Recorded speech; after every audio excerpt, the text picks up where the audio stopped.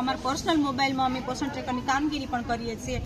મહિનો થાય એટલે બધી કામગીરી પૂરી કરી દઈએ છીએ, છતાંય અમારી એ લોકો કોઈ પગાર વધારાનો હજી સુધી ચુકાદો આપ્યો નથી। 200 ની આસપાસ છે। આ એક અમે કામગીરી કરીએ છીએ મોબાઈલની, તો એ મોબાઈલનો અમારે હજી ઇન્સેટિવ આવી નથી 2 વર્ષની। આ કાર્ડ છે 5G કાર્ડ, એ અમારા મોબાઈલમાં નથી હાલતા સાહેબ। મારું નામ સોલંકી લક્ષ્મીબેન બોગાભાઈ।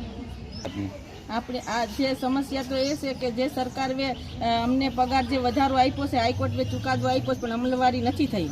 બરાબર।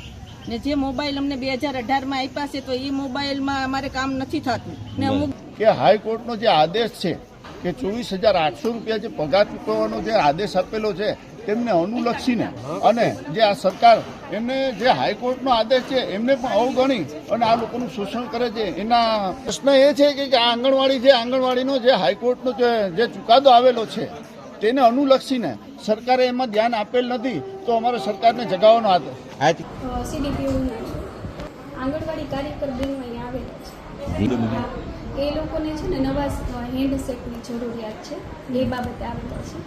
આપણે સ્ટેટ કક્ષાએથી હેન્ડસેટ નવા પ્રોવાઈડ કરવામાં આવશે ટૂંક સમયમાં। અત્યારે સિમ કાર્ડ પાછા આપી દીધા છે લોકોએ? હા, અત્યારે તો તમારી કામગીરી પર શું અસર થશે? ઓનલાઈન કામગીરી છે બંધ થઈ જશે। બાળકોની જે કામગીરી ઓનલાઈન છે, હા, એ અત્યારે પરિસ્થિતિ શું છે? અત્યારે ઓનલાઈન કામગીરી તો બંધ રહેશે। જે કેન્દ્રના સિમ કાર્ડ અત્યારે જમા થયેલા છે એ કામગીરી બંધ રહેશે। કે જૂના મોબાઈલ કઈ ચાલતા નથી એવી ફરિયાદ છે? નહીં, ચાલે છે, અમુક કેન્દ્રોના છે બંધ છે।